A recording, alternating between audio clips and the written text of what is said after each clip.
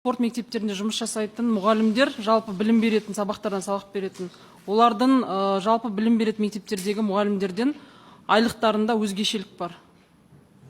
Одан кейін мектепті мынау бітірет балалар, спорт жасөспірімдер мектептерін бітіргеннен кейінгі кәсіби бағдар жұмысы сіздерде дұрыс қойылмаған. Бәрі жаппай спортсмен болып кетпейді. Бірақ олардың басқа қоғамның басқа пәндеріне, басқа жаққа қарай бұрылу үшін үлкен жұмыс қойылу керек. Мен өзім Алматы қаласындағы Шаңырақта орналасқан мектепке барып көрдім. Жағдайы мүшкіл. Тендерді ұтып алады.